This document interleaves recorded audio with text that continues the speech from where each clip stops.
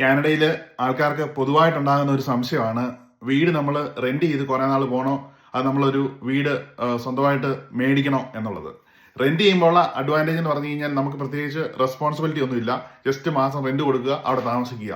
ഇപ്പോൾ ഒരു മെയിൻ്റനൻസ് ചാർജോ അല്ലെങ്കിൽ പ്രോപ്പർട്ടി ടാക്സോ അങ്ങനെയുള്ള ചിലവുകളെ പറ്റി ഒന്നും നമ്മൾ വറിയേണ്ട കാര്യമില്ല.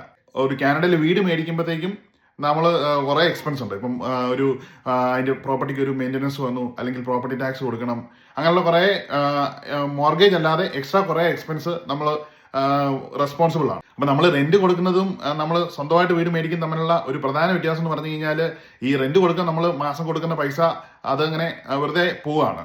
പക്ഷെ നമ്മൾ ആ പൈസയെക്കാളും കുറച്ചുകൂടി കൂടുതൽ പൈസ ആയിട്ട് നമ്മളൊരു സ്വന്തമായിട്ട് മേടിക്കുമ്പോഴത്തേക്കും അത് നമ്മുടെ ഒരു ഇൻവെസ്റ്റ്മെന്റ് ആയിട്ട് നമ്മുടെ ലോൺ കുറയുന്നു, ഇക്വിറ്റി ഫോം ആകുന്നു. അങ്ങനെ പലതരത്തിലുള്ള അഡ്വാൻറ്റേജ് നമ്മൾ ഈ റെന്റ് കൊടുക്കാതെ സ്വന്തമായിട്ട് മേടിക്കുമ്പോഴത്തേക്കും ഉണ്ട്. കൂടുതൽ കാര്യങ്ങൾ അറിയാൻ താഴെ കാണുന്ന നമ്പറിൽ വിളിച്ചോളൂ.